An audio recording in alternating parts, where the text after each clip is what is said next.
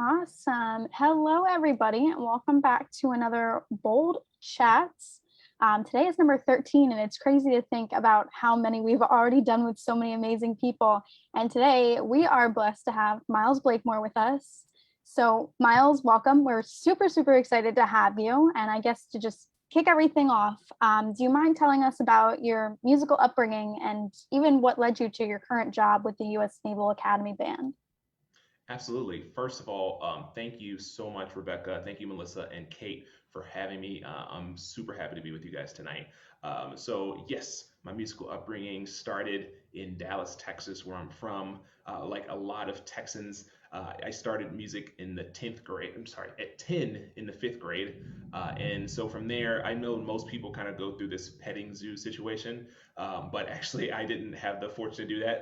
I signed up for band and my band director took one look at me and said, "You've got long arms. You're gonna play the trombone." And I, was happy about that. I was like, "Okay, cool." So I went home and begged my parents, "Hey, I really want to join band, but I need to get a trombone first." And they were like, "Great, let's do it. What's a trombone?" And I was like, "I have no idea, but I need to get one." So that's kind of how things all started for me. And then from there, it progressed naturally. I had a lot of fun in band. And then once I got into 10th grade, um, actual 10th grade, not 10 at fifth grade, but once I got into 10th grade, I really fell in love with orchestral music. I saw an orchestra on TV for the first time. It was the New York Philharmonic with Alan Gilbert playing, and they were doing Mahler's Fifth Symphony with Phil Smith playing that opening trumpet line, and it absolutely blew me away.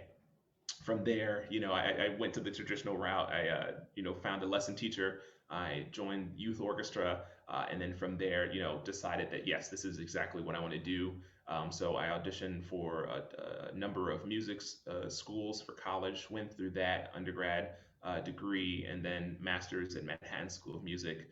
And then from there, I took a number of auditions and went through a couple fellowships. And then, before you know it, a good 15, 20 years has passed, and here I am. That's really, really wonderful. I'm also from Texas, so I All know where you're right. coming from in terms of the petting zoo and picking. And I actually didn't get a choice either. My dad Hey. said, "We have a trumpet and a clarinet. What do you want to play?" We And should go back and do it all again. right? Would you change anything though? I don't know. I think I only knew about like trumpet, saxophone, and drums. So I imagine if I had a choice, I would only pick one of those three. So maybe it was a blessing that, I got it chosen for me because I had no idea what a trombone was. Yeah, it kind of goes back to I didn't pick it; it picked me. Exactly. Good Harry Potter reference. Yeah. Oh man. Um, so you spoke a little bit in your introduction about the Rosemary and David Good Fellowship, or you mentioned a fellowship, and I'm curious to know what exactly this fellowship entails and how did it impact you? Absolutely. So, in I believe 2012, there was a study done on how many minorities were in the orchestral realm, and it found that only 2% in orchestras were of Latino background, and then 1% was African American. And so, a number of institutions, a number of orchestras created programs to try to benefit that and try to change that. So before there had only been, I believe, three fellowships that orchestras had that would benefit minorities. So there was the Detroit Symphony, Pittsburgh Symphony, and the Cincinnati Symphony all had these programs that would mentor one young professional of any instrument. So basically, a bunch of musicians would audition on a number of instruments and they would pick one. And those were the only three orchestras that had programs like that for decades. But after that study came out in 2012, a number of other orchestras adopted similar programs, and Minnesota Orchestra was one of them. So I had the fortune to be the inaugural fellow for that program. Yeah, I auditioned in 2000 and boy, 16 or 17 near the end of my master's degree, and it kind of worked out perfectly where I was able to go straight from New York and Manhattan School of Music straight into this fellowship, and I learned a ton. It was fantastic getting to work with all the professional musicians that were in the Minnesota Orchestra. It felt much different from being a student where you're just coming in, taking lessons, playing in student ensembles, where now you're really living the full gig. You're coming in, you get your assignments for parts, and it really feels just like you're doing the thing. And it's such a different night and day experience. Yeah. That's amazing. So you said that it was like doing the actual thing, going in and having rehearsals. Were you also taking lessons during this time, or was it just playing in the orchestra and sectionals and things like that? Yes, so there were a number of other components for the fellowship. So not only was I playing in the orchestra, but I was also taking lessons, mainly with Doug Wright, the principal trombone player, but also with anybody else that I wanted to. So I remember getting a lesson teacher with, or getting a lesson with the principal percussion player, with the tuba player, with the bass trombone player, with a number of other instruments. I think I even studied with the bassoon player for a second, but it was great getting that experience and getting those outside views, because if you study with only a trombone player, you only get kind of a one-sided opinion, and it's great getting those outside views. But outside of just the lessons, I also had the chance to serve on a couple of committees. I got a chance to listen to auditions. My time there was a violin audition, a clarinet audition, and a timpani audition, which I all got to sit on and listen to. And that was my first time being behind the screen in that sense. I'd only been on the other side of, playing an audition, but when you're listening, it's a completely different thing. I totally thought, well, it's a timpani audition. I'll have no idea what's going on. But you have the music in front of you, and you're like, oh, well, they played that rhythm wrong, or they sped up, or they slowed down, or it's really almost like black and white as that. It's like you listen to four people in a round, and you're like, well, number 34 was clearly the best person in that round. And you kind of get an idea of why that is. And I think that really helps, at least help my own personal playing, knowing exactly what it's like to be on that side. I love that. I actually served on a bassoon audition when I was in school, and I had the same exact experience. But I also felt like I learned a lot about my own playing, like different, especially like different instrument ways of tonguing and slurring things and just phrasing. I'm like, oh, like there is this whole other way of doing that, and like what piano really means, which I feel like as brass players, we often kind of forget, and things like that. It was pretty cool. So that's awesome that you had that experience.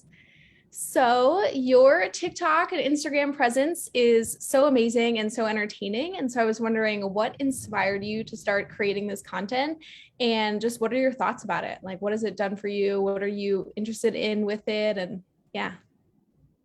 Yeah, absolutely. So I'll start out by saying that I was like the last person, it felt like, to jump on TikTok.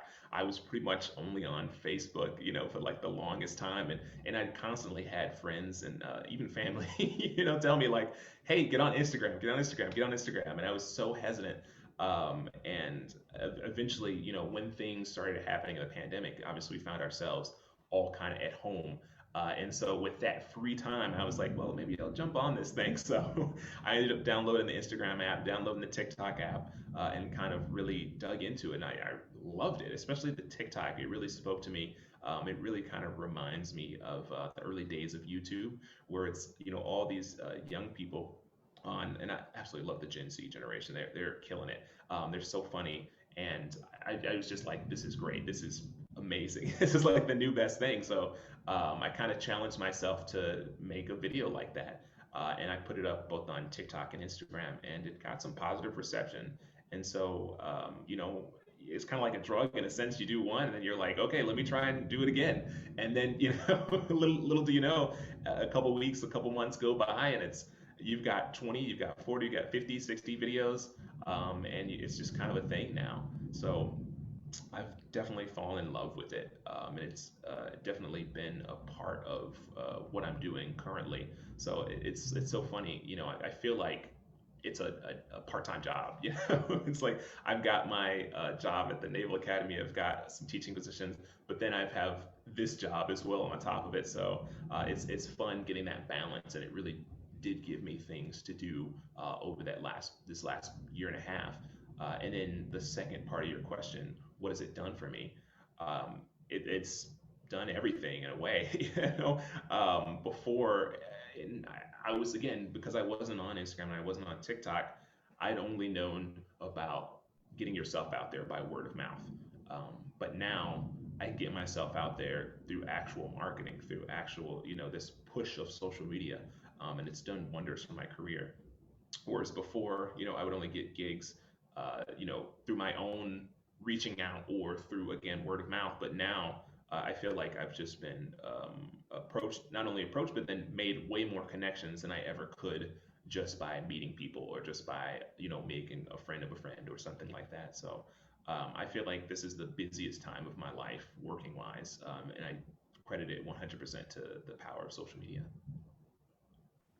And it's crazy because your content is so relatable that I feel like it has no choice but to reach like almost every musician, because in some way, shape, or form, we can all relate to the things that you post, regardless of whether it's about practicing or auditions or just, something a little to give us like a little light humor and, not so certain times. So again, thank you for that. Thank you for bringing, some like excitement and some humor to, the social media and, the music world in such an uncertain time. Yeah, again, I think it's just like I'm just having fun with it. So I think that might be something that just kind of comes off, and people can kind of relate to. And again, like you said, sort of a darker time. So it's a chance for everybody to kind of, just kind of play with that lighter side of things and not take things so serious. I think we all know that we're kind of in an industry that sometimes can take itself a little too serious. So I think it's nice to let that side out every once in a while.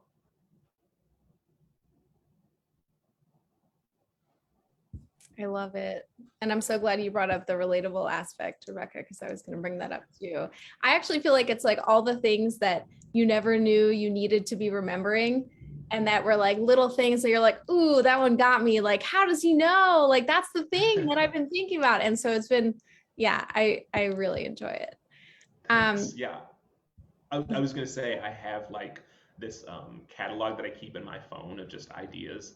And it's so funny, especially now that, at least with my job, things are kind of back in full swing, where I'm like at work every day. I just like notice these small things and I can see myself, at my job pre TikTok and then now post TikTok. And it's like something funny will happen just at work, in like a regular life situation. And before I'm just like, oh, that's funny. And now I'm like, oh, I'm gonna write that down. And it's like that's good. That's totally something that everybody can relate to. So I just have this folder on my phone that's just like filled to the brim. I love it. I was going to ask also like how you decide what to post. So you're just hitting all the questions. I love it. You kind of mentioned this, but how was your experience during this past year with COVID? And what have you learned? What have you struggled with? What are you excited to work on moving forward? Yeah, so the experience at first was interesting. I literally thought the world was ending. So I was like, oh my gosh, what's going on? Yeah, but I basically just kind of hunkered down.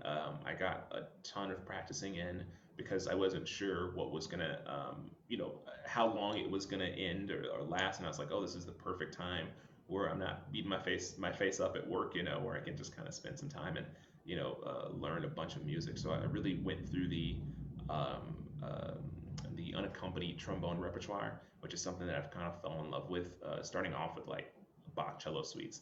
I had never had worked on those in school or anything, so I found like the full arrangements that Doug Yo wrote, and then so I went through all of those, and then after that, then I just started kind of going through a little bit of everything. I've even like commissioned a bunch over this time period too. So as a musical standpoint, that's kind of what I was really kind of getting into over that time. And then also, just entering a couple like solo competitions and extra competitions and stuff like that, because there were a ton of those going on virtually.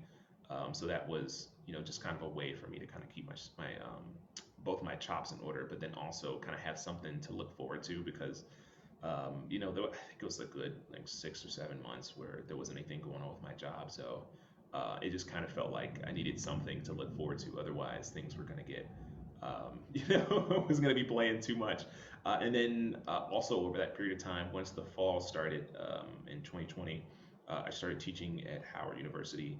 And that was also a great experience because I got to mentor some students. So I absolutely loved doing that over this last year, and I'm super excited for things to kind of go back in person into the fall. It's so funny. I've been teaching that school a year now, and I haven't even set foot on campus. So it's going to be an interesting experience for sure. So that's definitely one thing I'm looking forward to going forward. I've gotten to play at a number of workshops and things that have happened this summer, both as a soloist and then also with a couple of chamber ensembles that I'm in, my duo. And yeah, so I'm looking forward to doing more of that. My quartet, I think, is going to get out there and do some more performing. My quintet, so I'm just really looking forward to just doing as much as I can now in person. Yeah, that's great. It sounds like you have stayed and continue to stay really busy, and it's kind of wild how you can be in so many different places at once now. So Mhm. you can be living wherever, but also teaching and working in totally different states. It's pretty incredible. Um, I mean, when Brass Out Loud started, we were all in different places, and we had never met in person, the three of us. And now it's blossomed into something really, really beautiful. So there have been some good things that Yeah. have come out of this time. Um, but you mentioned commissioning works, and I was wondering if for maybe whoever's watching, maybe they don't know what that entails. Could you speak a little bit more to your experience with it and how maybe it's changed and evolved? Absolutely. So I know that, commissioning works a number of ways. So I'll only speak to the way that I've done it, um, because, again, I don't want to, give any false information or anything. But basically, for me, it was a matter of finding composers and works that I really enjoyed, and then reaching out to those composers. So, if I could find an email address, then I would contact them that way, and then just say, hey, I'm so and so, I'm playing so and so, and I would love to, play a piece by you, so and so. Here's my information, and then just get the conversation going. But not everybody has had, their email readily available. So for some people, I've literally like reached out through social media, and that's worked fine too. So I think the first step is finding somebody and then reaching out and getting a conversation going. And if they're, busy, or if they're not interested in the project, they'll let you know, and that's okay. But there's so many composers nowadays. Like, there's no reason that you shouldn't do that, because I mean, the rep as it stands, for our brass instruments is only like a couple hundred years old, like the trombone hasn't been around, especially as a solo instrument, all that long. So I think it's great to push forward the literature, and then having something written for yourself is just such a personal touch on that. And I think not only would you like that, but then I feel like an audience would enjoy that as well. So again, I think for me the time period or length hasn't been super long at either. I think the longest commission that I had was maybe like it took 3 months, and that's like nothing in the grand scheme of things. So it was a quick turnaround, and then got them the payment, and then boom, it's a piece that you can premiere, and then there we go. That's amazing. Yeah, definitely the personal touch. There's something about it. It just makes you feel Yeah. special. So you mentioned that you are a teacher at Howard University, and you were also professor of low brass at Morgan State University. What drew you to academia, and what are the most important aspects that music students should learn or practice in higher education, in your opinion? Yeah, absolutely. So, both of us being from Texas, you'll know that I feel like it's so hard to be a musician in Texas without having some foot in education. So, that's where I was first introduced to it. I was a lesson teacher for a number of years while I was studying an undergrad out there, and then from there, once I got to New York, I find you really have to kind of, you know, really have to put some effort into it in order to get students. Whereas in Texas, it seems like they almost just fall in your lap. So, my time in between Texas and now, here in the DC area, I didn't do much teaching. But once I got to the DC area, a job where I signed a 4-year contract, that told me I was going to be here for a minute. So it made sense to start putting down some of those roots and trying to find students, because that was something that I remember enjoying, especially when I had the time. And now that I had the time, it's like, well, let's do this thing. So yeah, those positions became available. I applied for them, interviewed, and was able to land them. And it's been great. I really, and one aspect that I enjoy about teaching, again, is the mentorship. It's getting to see a student on a weekly basis, and kind of get to guide and shape them into the musician that they want to be, not only musically, but then also all the extra things that come on top of music. I'm finding that a lot of my lessons, not only focus on how to play your instrument, but then, again, how to market yourself, how to get gigs, how to, do all these other things. So it's an interesting balance, of teaching, again, the musical aspects, but then everything else that comes with being a musician, how to keep, carry yourself professionally. And then, yeah, what was the other aspect of that question? What are the most important aspects music students should learn or practice while Mm. they're in higher education? Yeah, well, there we go. I was going to say, I think they should definitely start thinking about, just right off the bat, pretty much as a freshman, like, what are you going to do to sustain yourself once you graduate? Because I think so often we kind of get focused on, again, just becoming the best player that we can, and I think that's 100% part of it. But I think, again, that, like, the future and the times have changed where, being the best player isn't enough anymore, because everybody can play their instruments. So it's like, what separates you from everybody else? And I think if you can spend some time, making connections, building a platform for yourself, reaching out, and doing all this other, and learning about all these other things like recording yourself and editing, and there's so much to it nowadays. I feel like if you can set all those ducks in a row by the time you graduate, then you'll be a-okay. So I think that's probably the most important thing I would say, to start thinking about if you're a student. Yeah, that's wonderful. It's definitely beneficial to be multifaceted. Mhm. I love it. I was just going to say one quick thing because it feels like you have so much amazing advice for young people in general. If you could only say one thing to them, like one sentence or one statement that you think young people, young musicians need to hear today, what do you think you would share? Oh, go outside.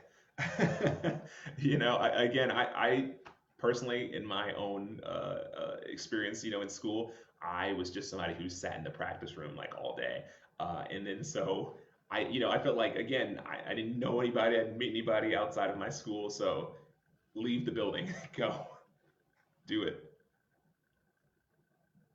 I'm laughing because I don't know what I was expecting, but that totally wasn't it. And it's so perfect. So amazing. So we are semi close to wrapping up. So I want to just say for anyone on Facebook or YouTube who was watching this later, please let us know if you have any questions for Myles. We will definitely answer them now, later, and further down the line. So our last question, what does your ideal brass community look like? Ooh, that's a good question. Well, again, speaking on the idea of diversity, um, once I started kind of being into these in these classical music spaces, I realized, again, how much diversity doesn't play as big of a role as it should. But since I've been teaching, at Howard and at Morgan State, it's been interesting to see what the community there's looks like. They're HBCUs, historically black colleges and universities, where a majority of the students are African American. So it's been interesting seeing, all these talented black musicians exist in this space. Um, and so my ideal community looks like me. It looks like a mix of everybody. I think there's no reason that you can't have just a bunch of have diversity in this classical music space. So I would love to see a push to just have more inclusivity. Awesome. When we ask this question, we never know what we're gonna get because it's a vague question, and we kind of just we leave it up to your interpretation of it. So the amount of answers and different things and Yeah. feedback that we get from the question is really special because it's so personal. So thank you, for sharing that with us. Oh, great. It doesn't look like we have any additional questions on Facebook or anything right now, but if any additional questions come up, anything happens, people ask questions on YouTube, we will definitely reach back out to you to get those people their answers. But I think that is going to wrap up this bold chat. So Myles, thank you so much for being here today and chatting with us. Thank you so much for having me. It's been fun hanging out with you all. Awesome. So everybody, And we hope, just a Melissa. couple of things. Just a couple of things to say before we wrap up. Our merch is live on our website, brassoutloud.com. We have shirts, we have t-shirts, long sleeves, and crew necks. Fall is coming up, so start thinking about the fashion. We also have these really cool wine glasses that we can ship out. And the last thing I'd like to say is that our newsletter is coming out soon, and so make sure you go to our site and subscribe to us. Awesome. Thank you, Melissa. And then just, again, to wrap up, if you're new to just watching our bold chats and you don't know too much about Brass Out Loud, you can follow us on Instagram or Twitter. You can, check out our website, brassoutloud.com. Super easy. And if you're watching this and you want to support Brass Out Loud in any way, we do have a donations tab. And as well as just like Melissa said, you can subscribe to our newsletter and check out our merch. It's on sale. It's really cool. So if you want to support us in any way, we really do appreciate that. It helps us, do these bold chats. It helps us do panel discussions, and especially our workshop, which will be coming in January 2022. So with that being said, I hope everybody has a great night. And again, Myles, thank you so much for being here with us today.